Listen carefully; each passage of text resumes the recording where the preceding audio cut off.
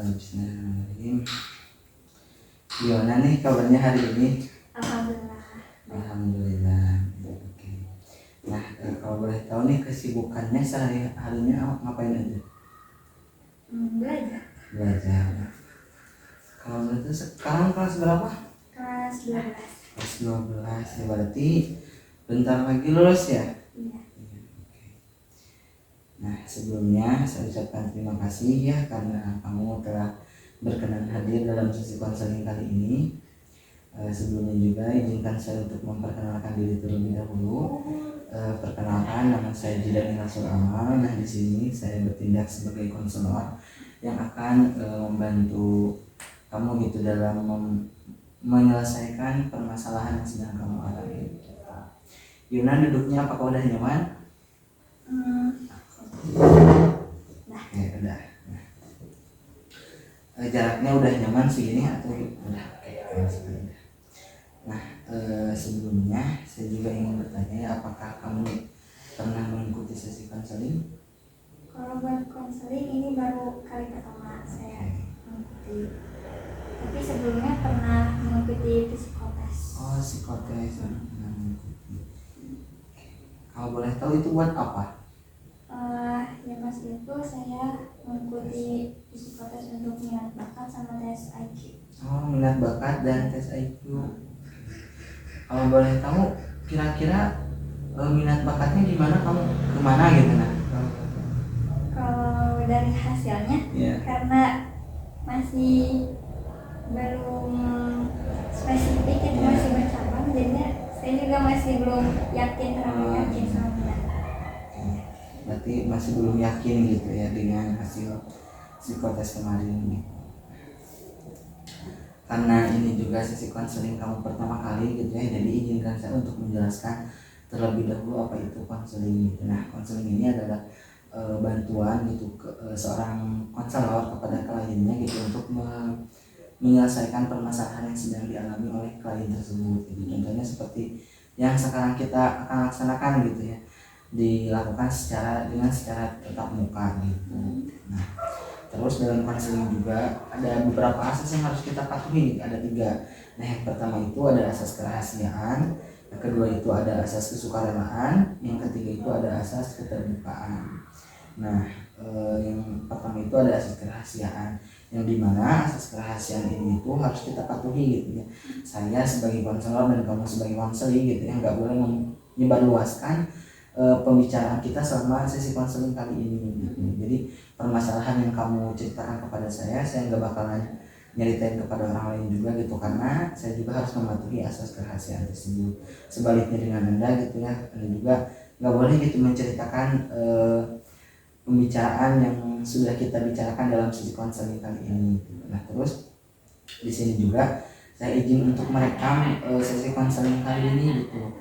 Soalnya ini juga untuk memenuhi salah satu tugas mata kuliah konseling praktikum konseling individu gitu. Apakah boleh? Boleh. Oke, terus nanti juga yang mengetahui video ini itu paling dosen saya bersama supervisi saya. Apakah boleh? Oke, nah. Terus yang boleh mengetahui sesi konseling kali ini nih selain saya dan kamu gitu, siapa lagi yang boleh mengetahui? Contohnya seperti guru atau teman, sahabat, orang tua. Yang boleh siapa? Mungkin sahabat saya sama keluarga. Oke, sahabat kamu berarti dengan keluarga kamu. Oke, yang kedua itu ada asas kesukarelaan. Nah, yang dimana asas kesukarelaan ini itu kamu gitu datang konseling kepada saya dengan sukarela tanpa ada paksaan dari orang lain gitu, dari teman, keluarga atau dari guru gitu ya, gak ada. Jadi kamu udah datang kepada saya tuh ya ingin konseling gitu tanpa ada paksaan dari orang lain gitu. Nah, sebelumnya apakah ada paksaan gitu atau suruhan dari orang lain? Nggak ada. Nah, yang ketiga itu ada asas keterbukaan. Nah, asas keterbukaan ini kamu gitu ya bersifat terbuka kepada saya untuk menceritakan permasalahan yang akan kita selesaikan pada sesi konseling kali ini gitu. Jadi supaya lebih mempermudah saya untuk membantu menyelesaikan permasalahan yang sedang kamu alami sekarang. Nah, biasanya konseling ini juga dilakukan itu selama durasinya itu 45 menit sampai 60 menit gitu. Nah, Terus dilakukan itu beberapa kali gitu. Biasanya dilakukan beberapa kali gitu. Nah, kalau misalkan kamu merasa belum cukup nih dalam satu sesi, kamu bisa menjadwalkan gitu, mengagendakan kembali bersama saya untuk melanjutkan ke sesi selanjutnya gitu. Nah, untuk perihal konseling ini apakah sudah paham gitu? Apakah ada yang ingin ditanyakan terlebih dahulu sebelum kita memulai sesi konseling? Ya. Saya juga sudah menerima ya di tag inform yang sudah kamu isi gitu ya. Kamu di sana menceritakan permasalahan yang sedang kamu alami gitu ya. Kamu di sana juga mengisi biodata kamu gitu ya. Terus apa yang ingin kamu tuju dalam sesi konseling kali ini gitu. Nah, saya ingin mengetahui gitu lebih detailnya seperti apa. Boleh nggak kamu ceritakan kembali gitu permasalahan yang sedang kamu alami sekarang gitu.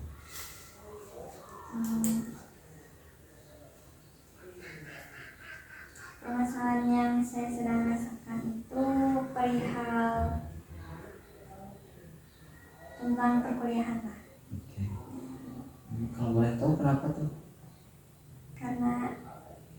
Karena dari belum ada keyakinan tentang dari pemilihan jurusan, belum yakin gitu, masih ragu, terus masih belum serak.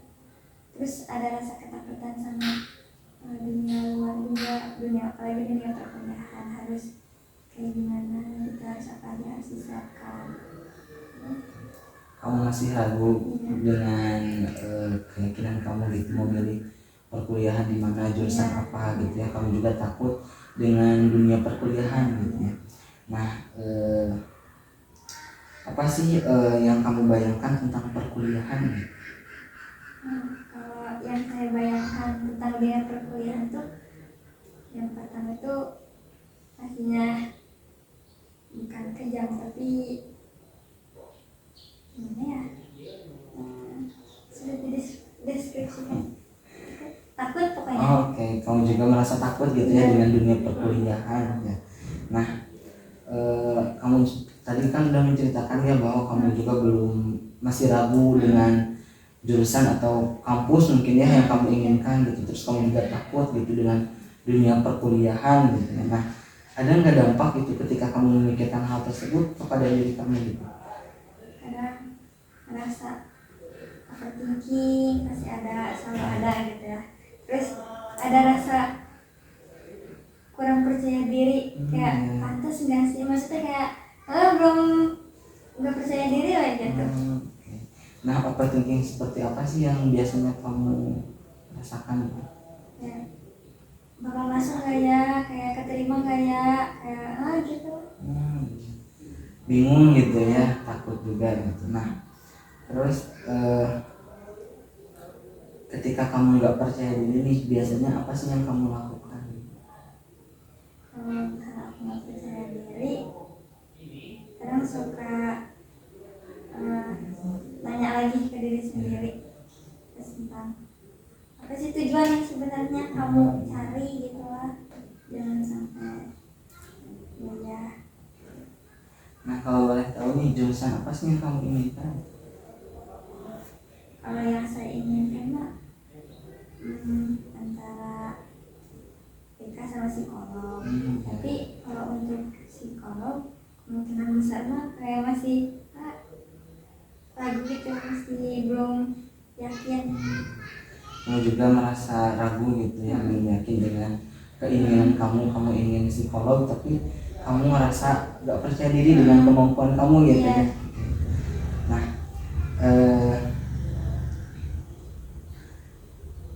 apa yang membuat kamu takut gitu dengan kan tadi kamu bilang ya takut dunia perkuliahan gitu ya. Nah, apa sih yang kamu takutkan itu? Yang pertama pergaulan. Saya takut kalau saya terbawa arus dengan zaman sekarang gitu ya. Emang apa sih yang kamu ketahui gitu dengan dunia perkuliahan gitu yang kamu takut nih gitu ya dengan dunia perkuliahan. Emang yang ada di dalam pikiran kamu itu seperti apa sih dunia perkuliahan gitu? Yang pertama itu dari teman-teman, yang pastinya apa namanya, kayak beda-beda pasti. Ya. Terus kadang tuh bukannya menjerumuskan ya, masing-masing gitulah kalau dunia perkuliahan mah. Kadang susah nyari teman yang benar-benar emang mau diajakkan bareng gitu. Yang frekuensi Ya. sama kamu gitu Ya. mungkin ya. Oke. Nah, eh sekarang kan kita sedang melakukan konseling ya. Nah, kamu juga sudah menceritakan gitu ya bahwa tadi kamu merasa takut dengan dunia perkuliahan, terus kamu juga sering overthinking gitu ya, ngerasa nggak percaya diri dengan diri kamu, dengan kemampuan kamu. Nah, kalau boleh tahu nih, tujuan kamu ingin melaksanakan sesi konseling kali ini itu apa? Apa sih yang ingin kamu capai dalam sesi konseling kali ini? Yang ingin saya capai, saya bisa menumbuhkan keyakinan lah. Hanya lebih percaya diri lagi mungkin ya. Ada lagi selain itu?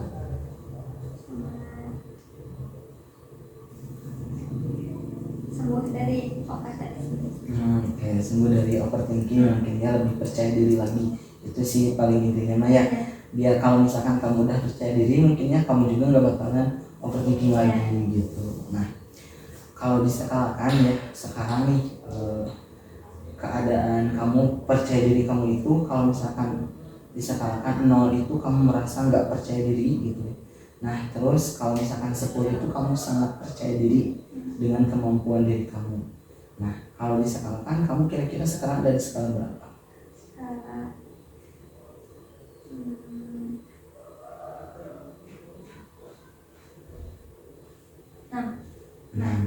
Nah, kira-kira persisnya nih 6 itu seperti apa? Kadang kalau misalnya saya lagi ngomongin ujian gitu ya, masalah di dalam pikiran saya tuh banyak banget pertanyaan-pertanyaan, merasa takut Ya. ketika dikasih ujian itu. Tapi buat nenangin hati saya, buat nguatin hati saya tuh berusaha buat mengucapkan gitu lah, enggak gitu. Tapi masih kadang suka muncul gitu.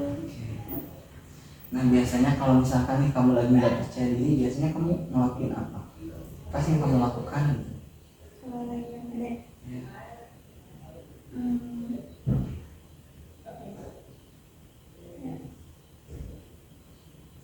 suka ngelakuin, terus sekarang suka sharing lagi sama temen. Tadi ada di skala berapa?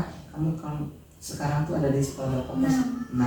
Nah, kalau misalkan sekarang ditaikin gitu, tujuan kamu ingin di skala berapa? Kan sekarang kamu ada di posisi 6 di skala 6. Kalau misalkan ditaikin, kira-kira ingin ke skala berapa? Skala 9. Oke, kalau misalkan boleh tahu nih, skala 9 itu persisnya seperti apa? Kamu inginkan apa? yang aku inginkan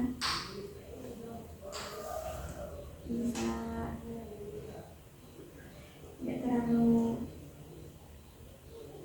udah bisa ngatasin apa saya. Oke, berarti di skala 9 itu kamu udah lebih percaya diri lagi, terus kamu juga bisa mengatasi overthinking kamu. Jadi ketika kamu sedang overthinking, kamu bisa mengatasinya. Oke. Nah, sekarang silahkan kamu duduk dengan nyaman, dengan rileks gitu. Nah, dan saya juga ingin bertanya kepada kamu, dan pertanyaan ini itu sedikit aneh gitu. Nah, biasanya ketika kamu sedang membayangkan, kamu itu lebih enak merem atau melek? Merem, oke.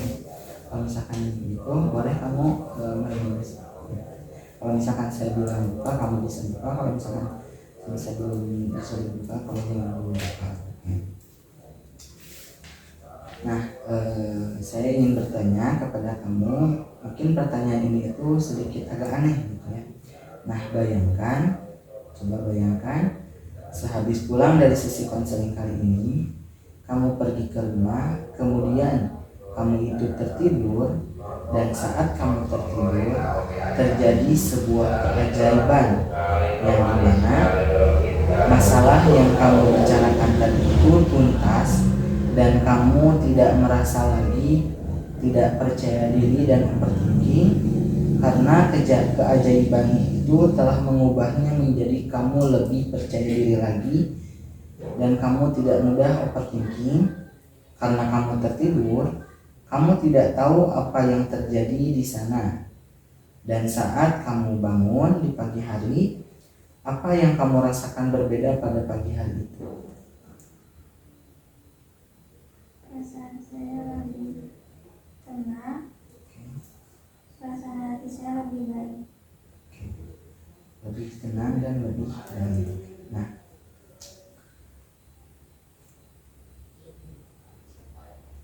apa yang kamu lakukan berbeda di pagi hari itu setelah kamu merasa lebih tenang dan lebih baik? Saya mulai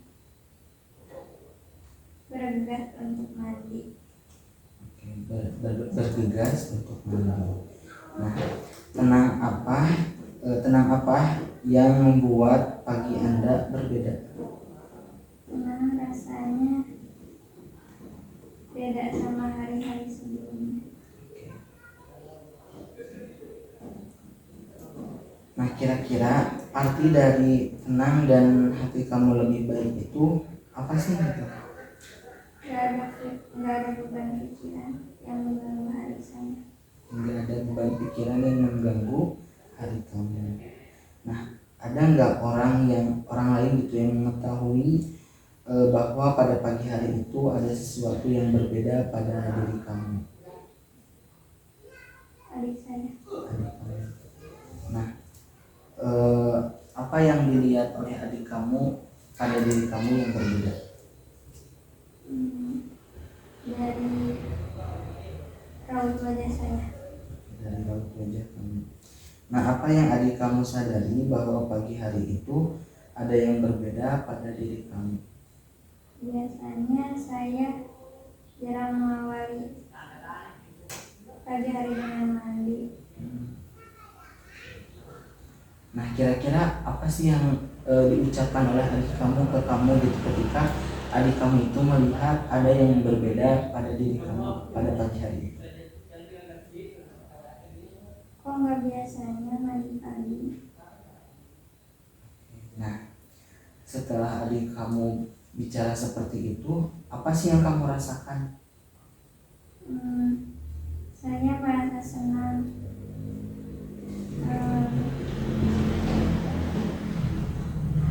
Kamu merasa senang gitu ketika adik kamu itu mengucapkan hal seperti itu. Nah, selain dari adik kamu, ada lagi nggak orang yang mengetahui perubahan kamu di pagi hari itu? Umi saya. Umi kamu, oke. Nah, apa yang dilihat oleh umi kamu yang berbeda pada diri kamu?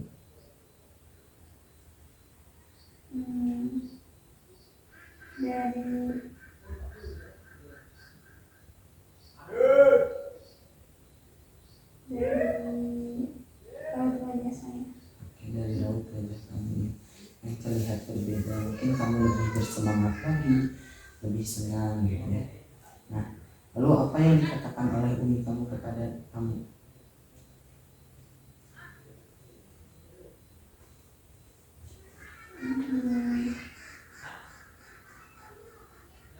Lagi bahagia ya. Oke. Nah, ketika kamu mendengar umi kamu berbicara seperti itu, perasaan apa yang muncul pada diri kamu? Merasa lega, bersama senang. Oke. Kamu merasa lega gitu ya ketika kamu mendengar umi kamu berbicara seperti itu. Ada lagi selain umi kamu dan adik kamu? Udah, oke. Nah, sekarang katakan saja semua yang tadi kamu jelaskan sudah kamu capai dan apa yang kamu rasakan setelah itu. Ketika kamu tadi sudah bercerita gitu ya kepada saya permasalahan yang sedang kamu alami dan itu semuanya beres gitu ya, selesai, nggak ada lagi permasalahan yang sedang kamu alami seperti nggak percaya diri, overthinking gitu lah. Setelah semuanya kamu capai gitu, apa yang kamu rasakan setelah itu? Setelahnya saya boleh diulangi kembali. Nah, tadi kamu sudah bercerita kepada saya bahwa kamu itu mempunyai permasalahan, nggak percaya diri, sering overthinking juga gitu. Nah, katakan saja permasalahan yang tadi kamu ceritakan kepada saya itu semuanya sudah selesai, nggak ada lagi permasalahan itu. Nah, perasaan apa yang muncul pada diri kamu? Saya sudah mulai yakin dan sedikit demi sedikit saya mulai percaya diri. Kamu lebih yakin lagi dan kamu lebih percaya diri lagi atas kemampuan pada diri kamu. Dan saat perasaan yakin dan percaya diri itu muncul, ada di bagian tubuh manakah yang paling kuat kamu rasakan?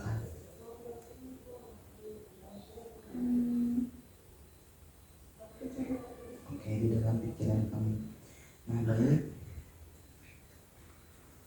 Sekarang saya ingin kamu fokus pada perasaan yakin dan percaya diri itu yang dirasakan pada bagian tubuh kamu dan sambil menyimpan tangan kamu di sana. Nah, perasaan ini, perasaan yakin dan percaya diri itu kecil atau besar?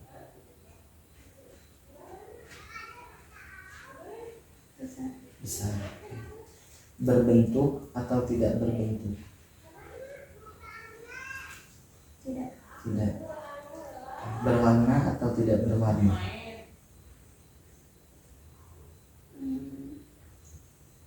Tidak.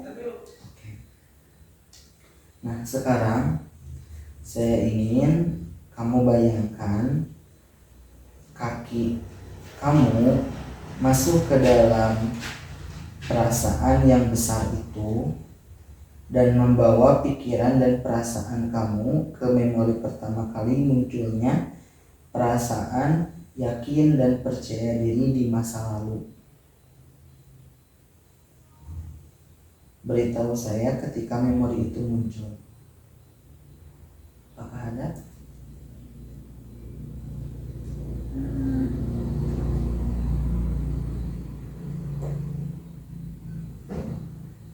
Oke, saya ulangi kembali. Coba bayangkan kaki kamu masuk ke dalam perasaan yang besar tadi dan membawa pikiran dan perasaan kamu ke memori pertama kali munculnya perasaan yakin dan percaya diri di masa lalu. Mungkin itu di SMP, SD, TK mungkin. Nah, kalau misalkan sudah ada, tolong beritahu kepada saya. Apakah sudah ada? Sudah ada. Oke. Di kapan persisnya? Yang pas saya kelas 1 SMA. Di kelas 1 SMA. Terus apa yang terjadi di sana? Saya mulai terbuka dengan teman-teman saya. Kamu lebih terbuka dengan teman-teman kamu. Oke. Nah, selain itu ada lagi? Selain di SMA, apakah ada lagi? Saya di masa SD. Oke. Di masa SD. Nah, apa yang terjadi di sana? Saya percaya diri dengan kemampuan saya. Oke. Kamu lebih percaya diri dengan kemampuan kamu gitu. Nah, jadi ketika kamu berpikir bahwa kamu mampu melakukannya gitu ya, ada perasaan lebih percaya diri lagi gitu sehingga kamu lebih tenang gitu dan lebih percaya diri lagi dalam situasi seperti itu. sekarang saya ingin turun lagi nih. Tadi kamu ada di SD gitu. Nah, saya ingin kamu turun kembali ke pengalaman lain ketika rasa percaya diri itu dan rasa tenang itu muncul. Mungkin di Pak Mut, apakah ada pengalaman positif? Ada? Ada. Kapan kalau boleh tahu? Pas saya berani maju ke depan. Berani maju ke depan.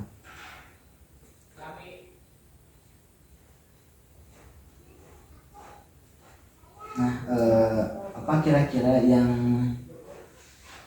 membuat kamu mampu untuk melakukan hal tersebut gitu? Contohnya kayak tadi kamu bisa lebih percaya diri lagi gitu. Nah, apa sih yang harus kamu lakukan?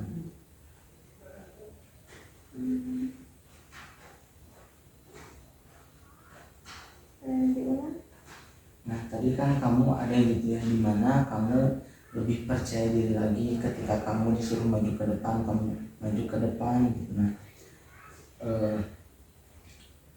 ketika kamu percaya diri gitu, nah apa sih yang harus kamu lakukan gitu, supaya kamu itu bisa lebih percaya diri lagi?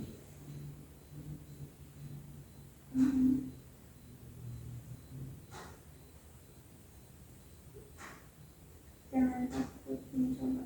Jangan takut untuk mencoba. Oke.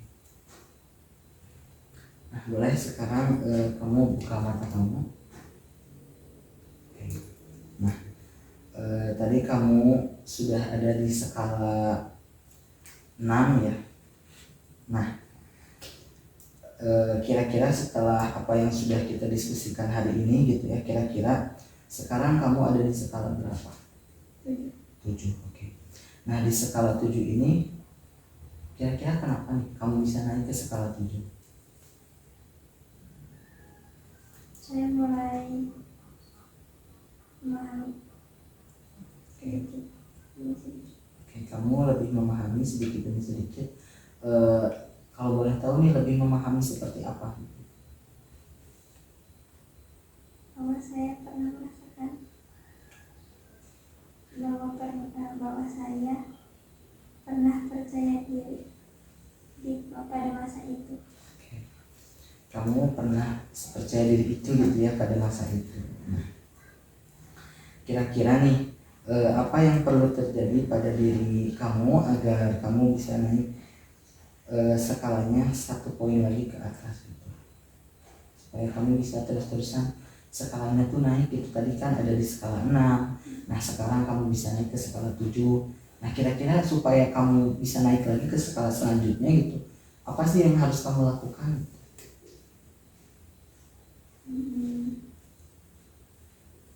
Yang harus saya lakukan terus coba.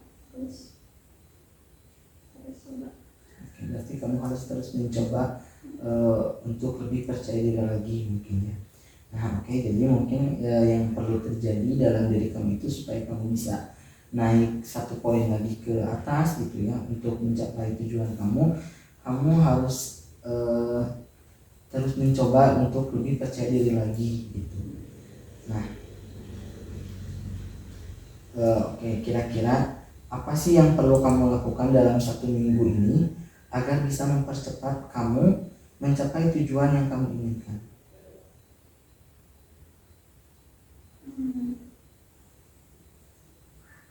Saya ingin banyak baca buku. Oke, harus lebih banyak baca buku gitu ya. Terus ada lagi? Terus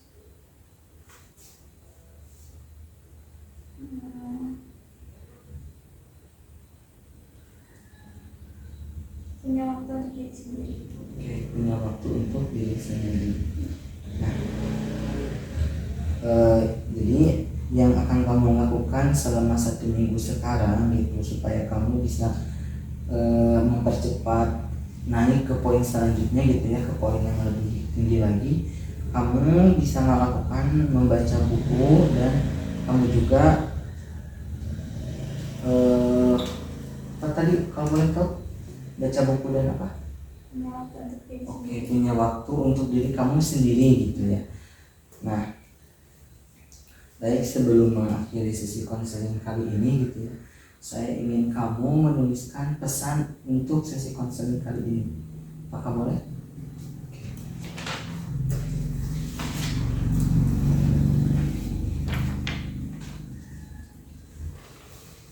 Boleh kamu menuliskan pesan kamu ketika kamu melaksanakan sesi konseling kali ini. Dan saya juga akan menuliskan.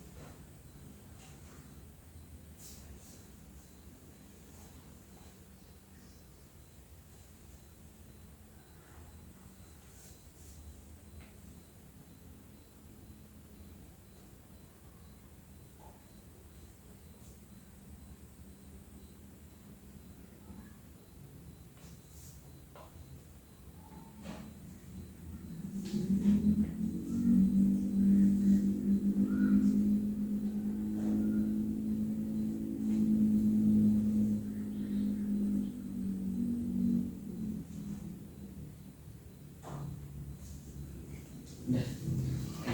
Nah, barusan kamu sudah menulis ya pengalaman sesi konseling kamu kali ini. Nah, boleh nggak saya mengetahui apa yang sudah kamu tulis?